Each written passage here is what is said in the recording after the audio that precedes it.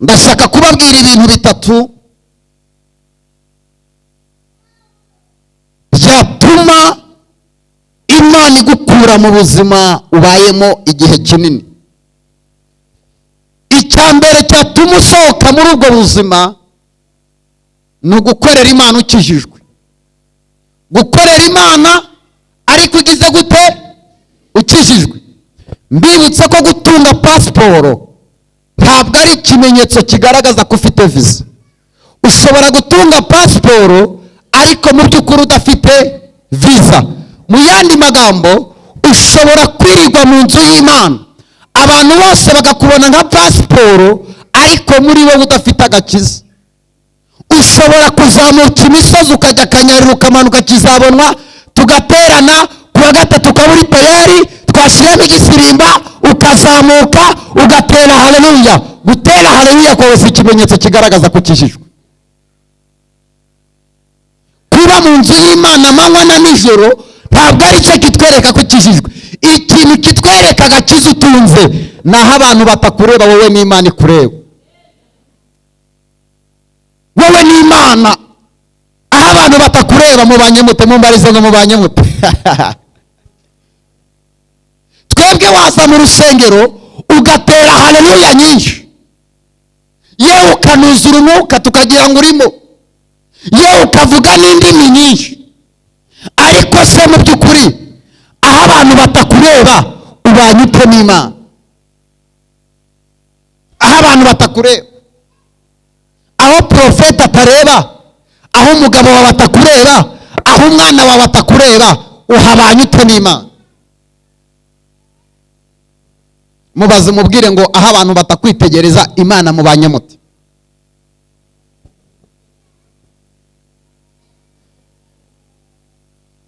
Gukorera Imana ukijijwe byatuma Imana igutabara.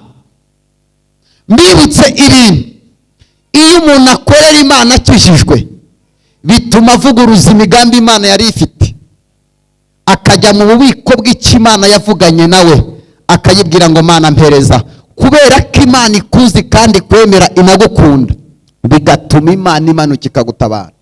Dufite abantu benshi birirwa mu nsengero basenga amanywa na nijoro ariko badatunze Yesu. Bifotoreje kuri Yesu bajyaga serifi kuri we ariko ntabwo bafite Yesu.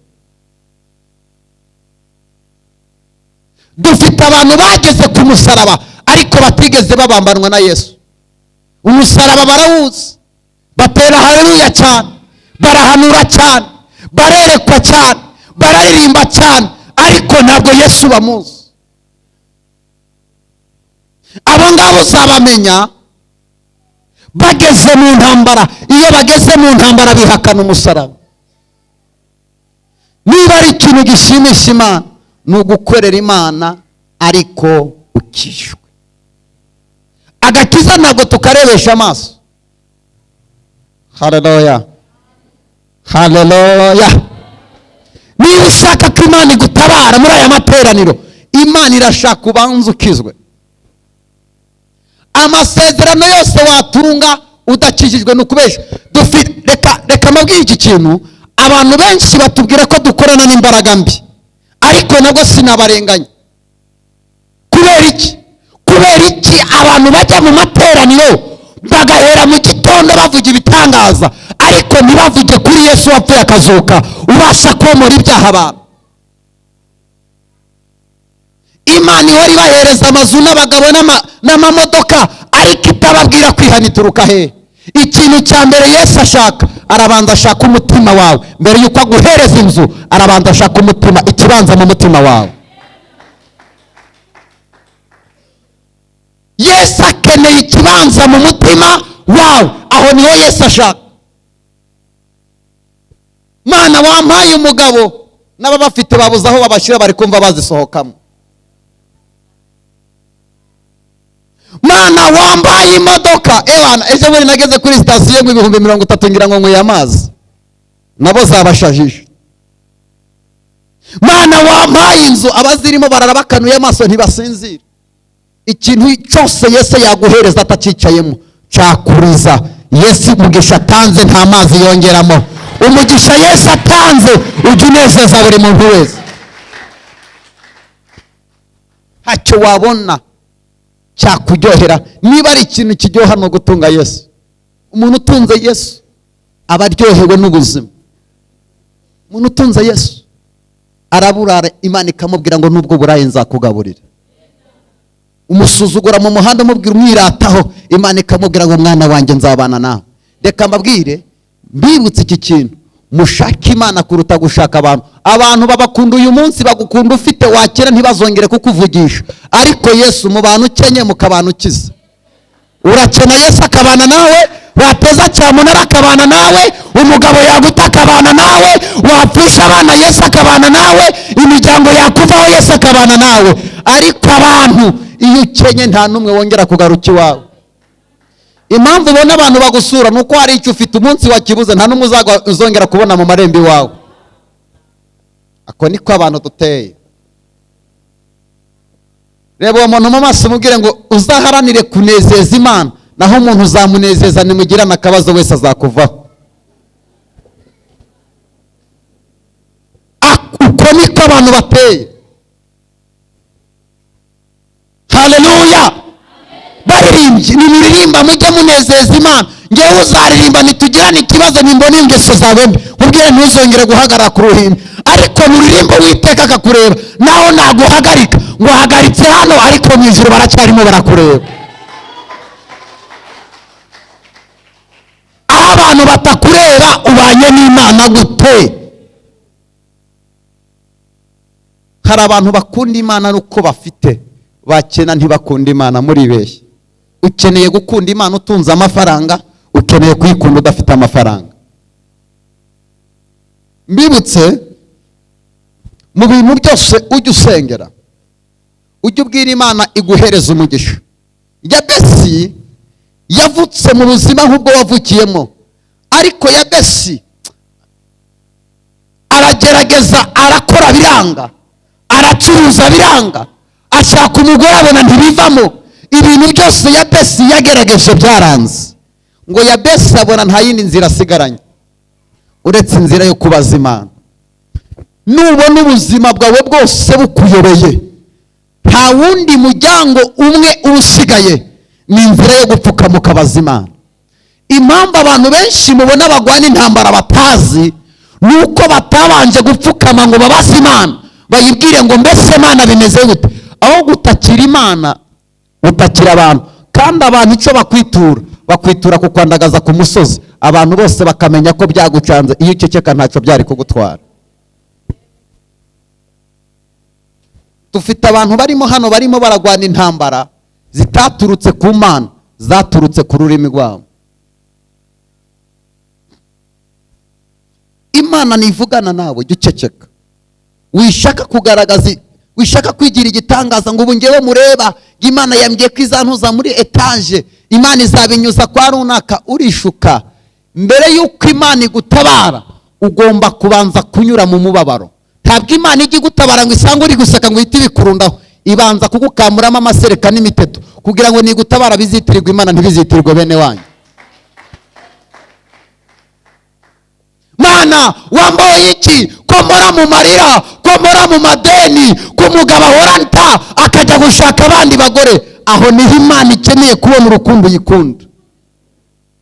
Urukundo ukunda Imana uruyikunda ryari? Wariye ifiriti n'inyama, ndakubwiza ukuri waza ugatera haleluya. Ariko Imana ikeneye kubona urukundo uyikunda. Umugabo yagutaye usigaye wenyine, aho niho Imana ibona urukundo uyikunda. Fiance yakwanze ni uruhe rukundo ukunda Imana? Akazi bakwirukanye ni uruhe rukundo ukunda Imana? Aho nukunda Imana ufite amafaranga, wagera mu bukene ukayirengagiza. Imana ikeneye kwikunda. Utunze ikeneye kwikunda. Umugabo yakwanze ikeneye kwikunda. Wariye ikeneye kwikunda. Wanaburaye. Murebe mu maso. Urimo mukubona mu maso? Mubwire ngo ayo maso Imana yaguhaye uzayabonesha byinshi ukiri kuri iyi si. Cyangwa ngo ufite inshuti, yo ndagusetse. Inshuti ni Yesu, niwe mugabo utajya uhemuka, naho abandi bose bajya bahemuka. Inshuti ni Yesu wenyine. Yesu ntajya atererana. abantu ngewe tuvugana ubu mfite imyaka 30 ariko nabonye abantu umuntu naramubonye, umuntu ni mugari, umuntu murasangira akakubwira ati ndagukunda ndanakwemera twanapfana, wagera aho bikomeye ukamwitabaza akakubwira ngo ntabwo nkuzi, akakwirengagiza. ejo Imana yaguha amafaranga akaza akubwira ati ndakwemera. uko niko umuntu ateye. ntabwo uzigera umenya umukunzi. igihe cyose uri mu bisubizo, umukunzi uzamumenya ugeze mu kibazo. Imana yarambwiye ngo nzajya nkwereka abantu muhagararanye urugamba rwakomeye. hari igihe badufungira insengero, abantu bose bakaguhamagara baje kubwiriza, ariko ntibigere mupfukama ngo musengere umurimo bafunze, ariko bakaguhamagara bakeneye kubwiriza gusa.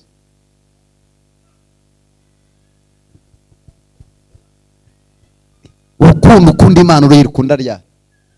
iyo turi hano tuvuga ngo muzane amafaranga tugure bafure, uyirukunda ryari? Imana ikeneye kuyikunda n'umutima wawe wose. mbabaza ikibazo Imana imbajije, umwana wawe agwaye ntabwo mujyana kwa muganga kubera iki by'Imana bipfa mu bireba? mubaza icyo kibazo, kubera iki by'Imana bipfa kandi ubireba? niba umwana wawe ukunda kandi waramuhawe n'Imana, kuki wamutwara kwa muganga ariko ubwami bw'Imana bugapfa kandi ubureba? ubwo ni ubuntu wagiriwe, ubukoreshe neza nshuti yanjye. icyo Uwiteka gushakaho no gukiranuka ukamubaho. ubwo ni ubuntu wagiriwe, ubukoreshe neza nshuti yanjye. icyo Uwiteka gushakaho gukiranuka ukamubaho. ko babika abandi basubira abandi bari mu bitaro, mbese wowe iyo ubirebye wowe ubibona n'iki? ko babika abandi basubira abandi bari mu bitaro, mbese wowe iyo ubirebye wowe wibaza iki? ubwo ni ubuntu wagiriwe, ubukoreshe neza nshuti yanjye. hele dosete, icyo Uwiteka agushakaho ugukiranuka ukamubaho. ikubita agashyi mwana w'umuntu, va mu byaha none ushaka Uwiteka wigishe bukakwabona. ni igiki kikurangaje? ni igiki gitumije wibagirwa Imana? ni igiki gitumije wibagirwa Imana? niba Imana ivugana nawe, ni igiki kiguteye Imana kuyitera umugongo? tugiye gusenga Imana. ni igiki kiguteye kwibagirwa Imana aho yagukuye mwana w'umuntu? mukobwa, ni igiki kiguteye kwibagirwa aho Imana yagukuye? hereza uwo muntu ikiganza umubwire ngo hari ijoro wagombaga gusaba Imana irari gutambutsa, none ni igiki kiguteye kwibagirwa Imana? hari ijoro wagombaga gusaba Imana irari gutambutsa, hari ijoro wari wandagaye Imana irari kwambutsa, none ni igiki kiguteye kwibagirwa Imana?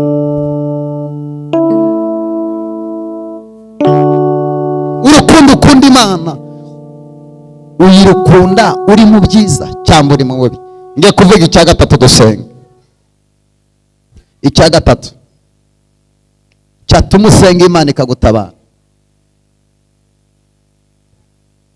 ni ugukunda umuntu udakunditse mu gihe abandi bose bamwirengagije. gukunda umuntu utagize gute? mbariza uwo muntu muri kumwe ngo inshuti zawe, abantu ukunda, nabo urusha ubushobozi cyangwa nabakurusha ubushobozi?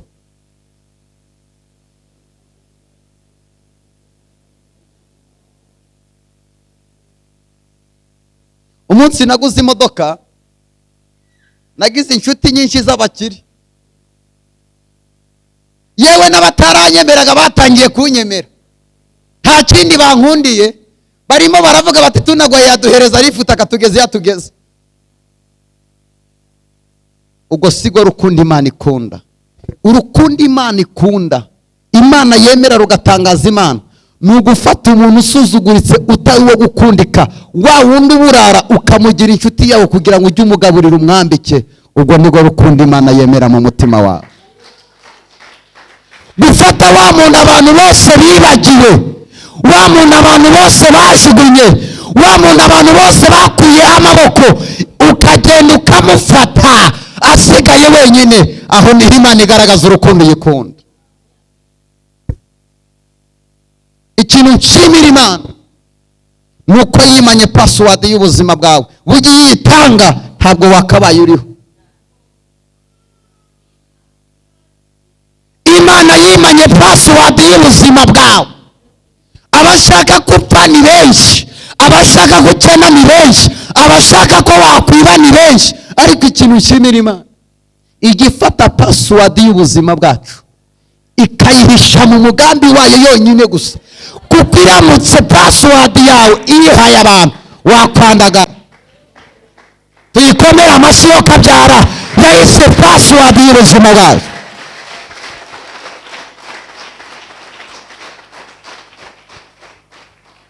Ndafashijwe. Imana igihisha password yacu papa. Buriya Imana iramutse itanze password y'ubuzima ubayemo, nukuri ntiwagenda ngo ugere na hariya bataraguhitana.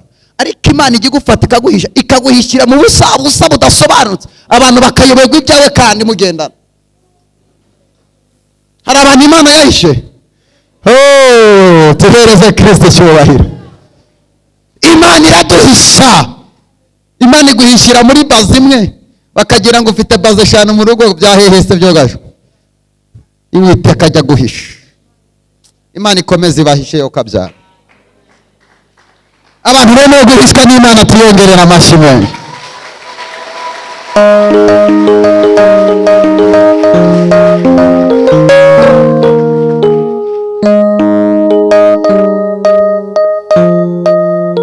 Bagira amabwire,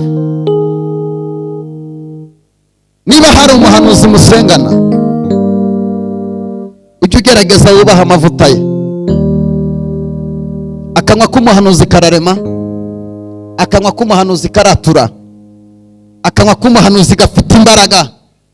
Niba abarozi bakoresha amahembe bakuroga, twebwe iyo tugusengera dukoresha izina rya Yesu. Iyo turihamagaye abarozi bose barahunga. Izina rya Yesu niwe mugabo watsindiye isoko wenyine. Umva, izina duhamagara nyabingi zikagenda, twarihamagara abapfumu bakiru aho. Izina rya Yesu.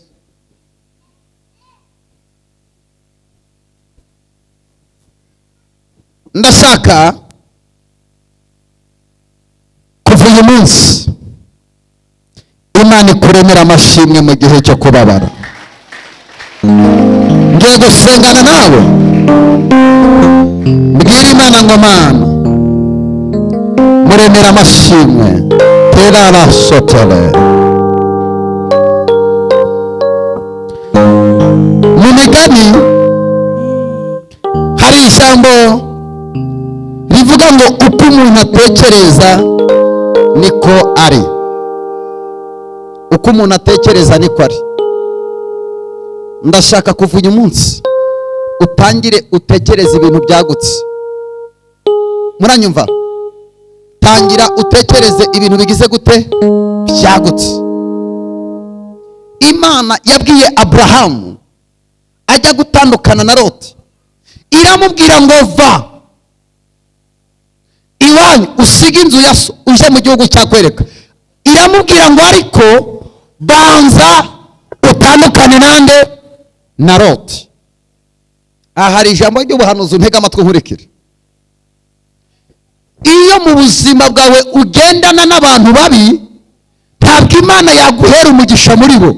Ugomba kubanza ukabasiga ukagendana n'abantu bafite inzozi zawe. Imana ni guhera umugisha hamwe n'umurozi azakwica. Hari abantu ugomba kubanza gutandukana nabo. Imana ibwira Aburahamu ngo tandukana na Loti, baratandukana. Aburahamu aragenda asiga imitungo y'iwabo. Iwabo bari bafite amafaranga. Aburahamu arayisiga ngo aragenda. Imana imuha umugisha. Iramubwira ngo nzaguha umugisha mu majya no hehe no mu mazi. Ikintu kimbabaza ni ukubona wiriga uryamye nijoro, ku manywa ukiriga uryamye, nimugoroba ukiriga uryamye, ntubyuke mu gitondo ngo ujye guhiga nk'abandi. Ugahora wicaye ngo Imana yaravuze ngo izantabara.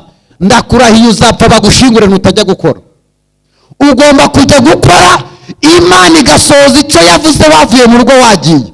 Abahanuzi birirwa bakubwira ngo Imana izabikora, utahagurutse mugende uzapfa. Isezerano Imana yakubwiye itararisohoza.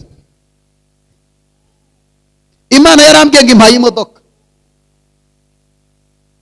Imaze kubimbwira mpita mfata decision yo kujya gushaka perimi. Mu mezi 2 nari mbonye perimi. None reba ubuzima ubayemo wowe. Imana iramutse iguhaye imodoka, yayigwika guha n'umushoferi wo kwitwara? Cya gushaka perimi niyiguhereza basi uzitwara.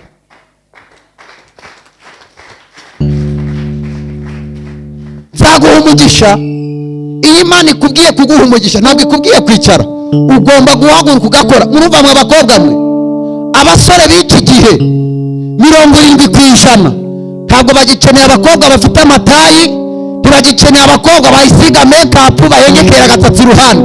Bakeneye abakobwa bafite agafaranga. Agaci, niba udafite uburanga ukaba udafite n'amafaranga, kubona umugabo bizakugora. Niba ugomba kuba ufite umwuka wera, waba uri mu iteraniro ukiyaranze ugatera haleluya, hariya hashoboka kuvumbuka umusore wifitiye amafaranga kanira amajimu. Nta mafaranga, nta mwuka wera, nta buranga, nta mashuri, ubundi ingingo ikurengeramo iyihe? Tera haleluya.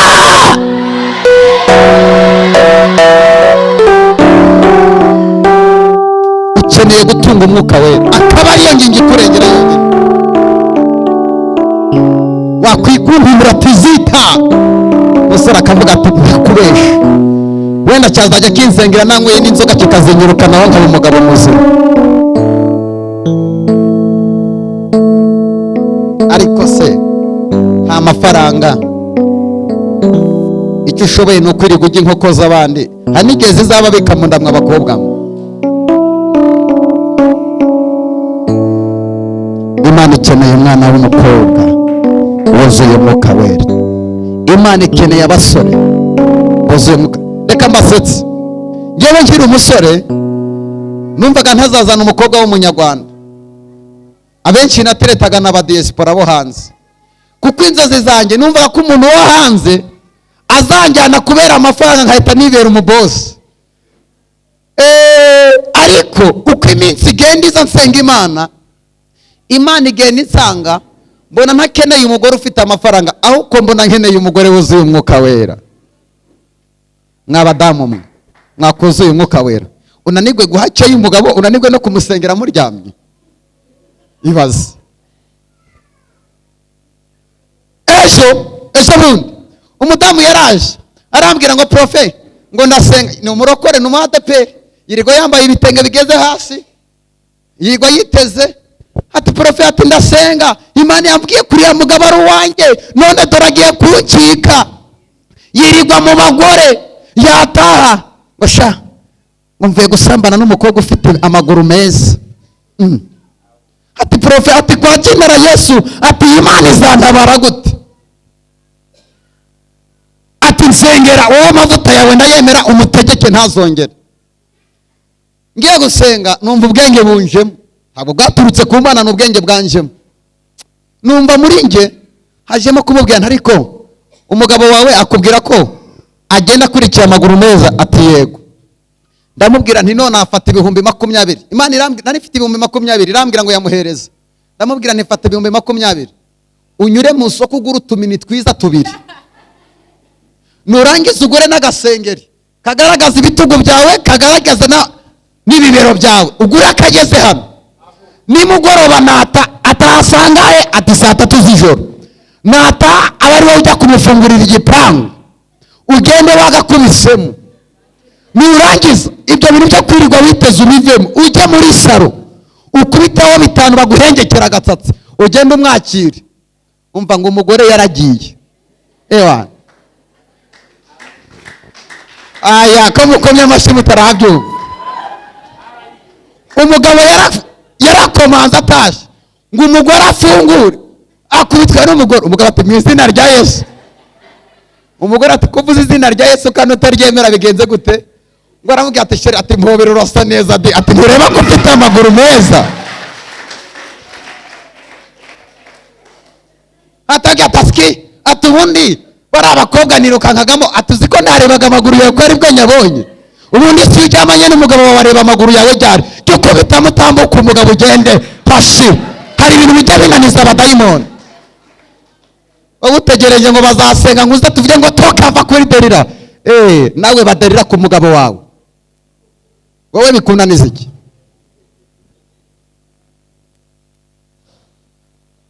muba mushaka twige mu mwuka n'ubundi tuwuhoramo ariko ni mu buru ubwenge ndakurahiye abagabo b'iki gihe bacanye ku maso n'abakobwa bari hanze aha bacanye ku maso azanye n'ituro arabyumvisha Imana izaguha umugore usobanutse sha Imana izamuha umugore usobanutse kandi ufite uzanye n'iya 5 yewe data we siko ntari nayirebye di ubundi ntureba amavuta aho ubundi hari ibintu ubu muzimu arapfuye ubundi hari ibintu binaniza abadayimoni hanyuma reka mbabwire rero Imana nivugana nawe ugomba gushira mu bwenge Imana nibikwemereye umugabo Imana ikubwiye ngo iguhaye umwana uri kwirirwa akanyarira kizabonwa no mu rusesamanza ntabwo umwana azagusanga ku musozi jya mu rugo umugabo agutera inda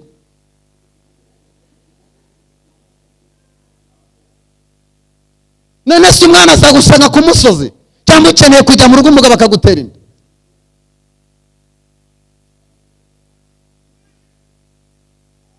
Imana ikwemereye umugabo wa mukobwa we ngo profe ngo muze ngo mundebere ngo mfite nk'abasore 3 ngo none ngo nakwemera n'uwuhe wowe wakugira umumaro ntabwo mureba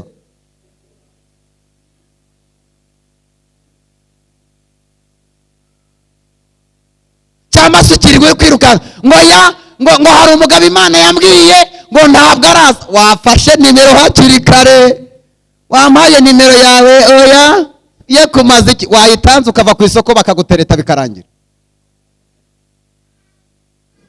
uzihagararaho bizarangira ubaye nka wa mukobwa zahora mu mwuka gusa muzaba mumbwira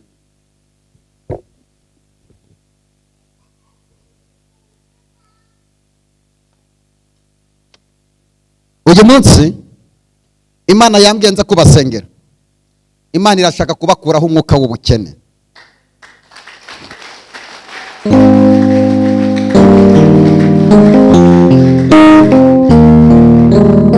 ohereza ikiganza umubwire ngo Imana igukureho umwuka w'ubukene mu izina rya nde kubera ko iyo umuntu afite umwuka w'ubukene iyo atanze n'igitekerezo ntibacyemera iyo ufite ubukene nta muntu n'umwe washobora kukumva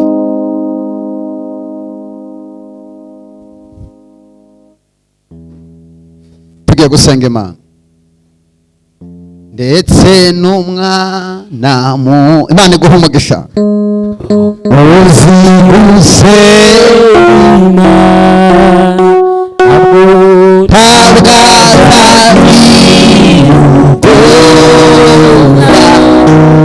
azafashwa no gusenga kandi nitwibagirwe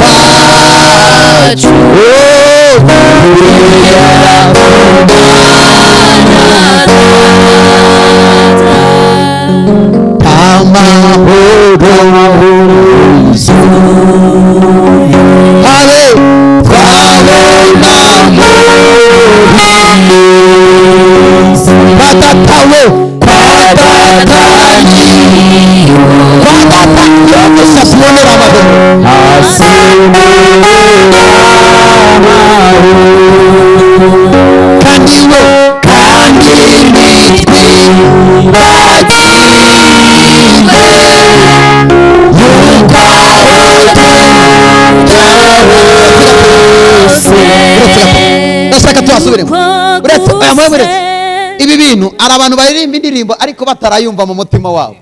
Ndashaka ujye uririmba indirimbo ariko wumva icyo ushaka kwibwira. Kandi nitwe bagiriwe y'urwaho tujyaho gusenga kwacu kugera ku Mana, hanyuma amahoro habe na gato tuzabona tukiri kuri twabonamo kwa datani gusa asendera umutima uzatuza umutima uzatuza umucuza wamwishi niraduko iki inzira w'inzira y'amazi Yesu kandi we kandi nitwe bagiriwe y'urwaho tujyaho se y'uko gusenga kwacu kugera ku Mana, kandi ntitwibagirwa ko tujya gusenga kandi we kandi nitwe y'urwaho tujyaho se y'uko gusenga kwacu kugera ku Mana.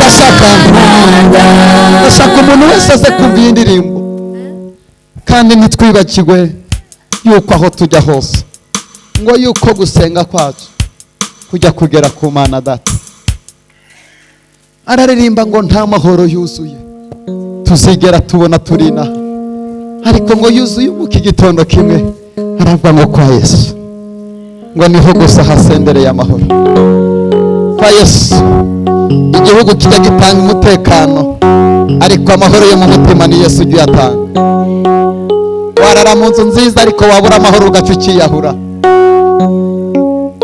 kandi ntitwibagirwe nk'uko aho tujya hose nk'uko gusenga kwacu kugera ku Mana. ucurange kompa nyuma gusa ngo muyireke. kandi ntitwibagirwe nk'uko aho tujya hose nk'uko gusenga kwacu kugera ku Mana.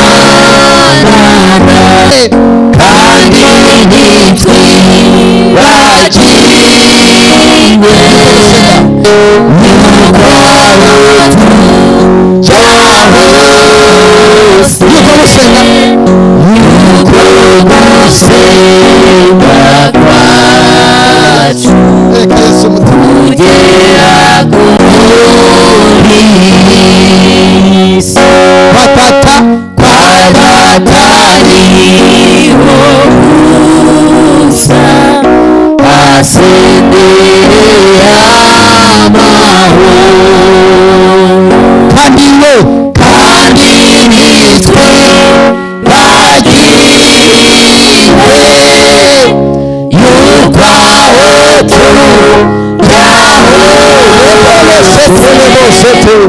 yuko gusenga kwacu kugera ku Mana.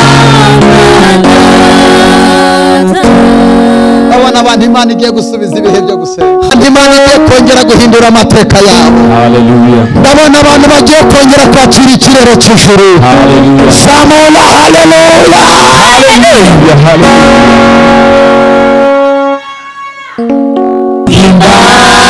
Imbabazi zawe zera waramenewe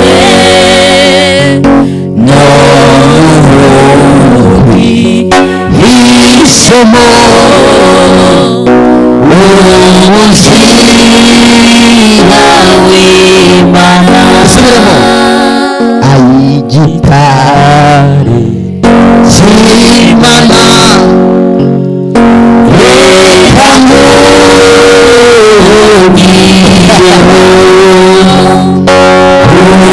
imbabazi zawe zera waramenewe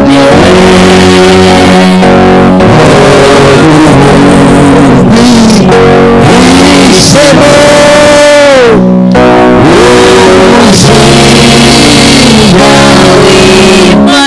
ibyo twakora byose n'umwete wacu wose n'agahinda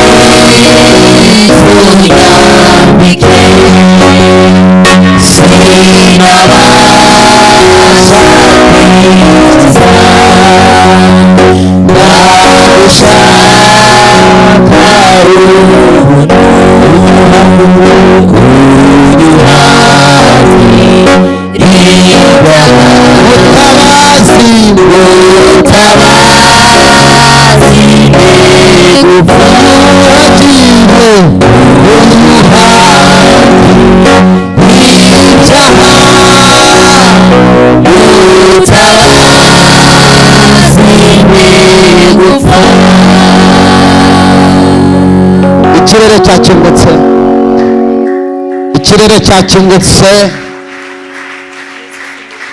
ikirere cy'ijuru cyakingutse. tugiye guhamagara buri mugisha wawe wose ukwitabe. wereka ikiganza umubwire ngo umugisha wawe urakwitaba mu izina rya Yesu.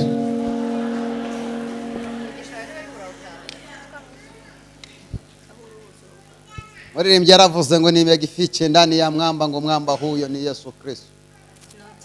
Aravuga ngo nihishe munsi y'urutare, ngo kandi urwo rutare nta wundi ni Yesu Kristo. tuzamurira Imana icyubahiro.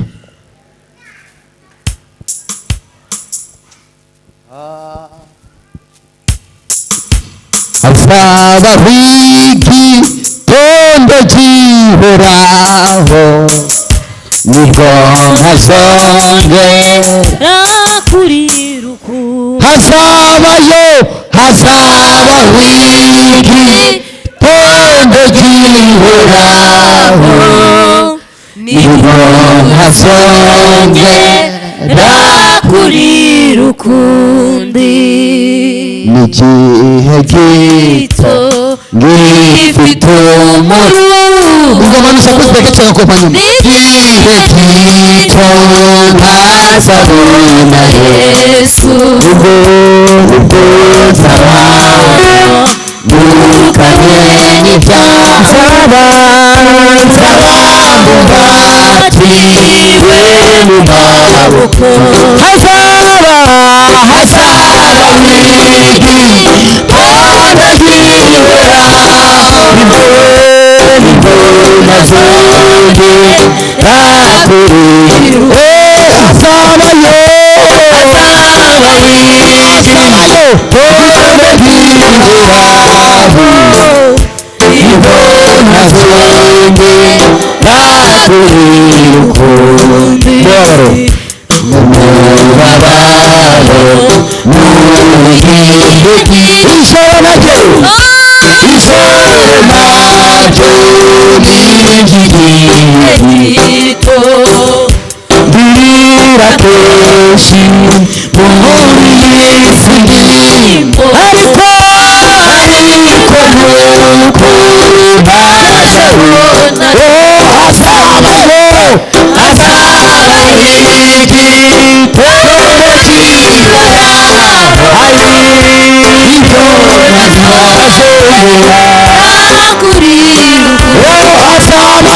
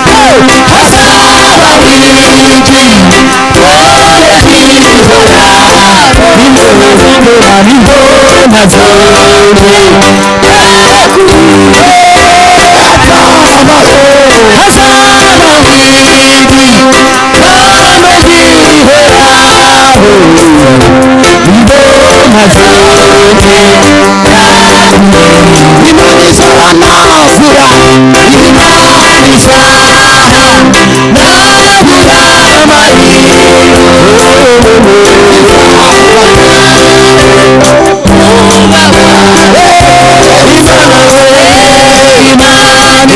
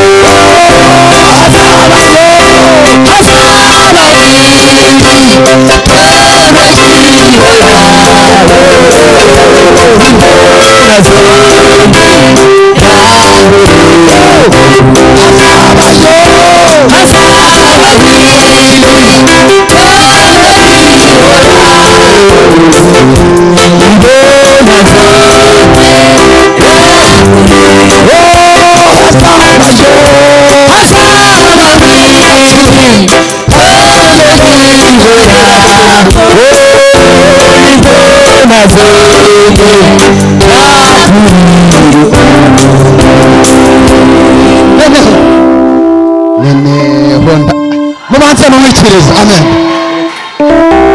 Aravuga ngo neneho ntacyo umubabaro ntwaye ngo kuko nzawibagirirwa kwa Yesu. Aravuga ngo ariko ngo icyo nzi cyo ngo hari igitondo kimwe.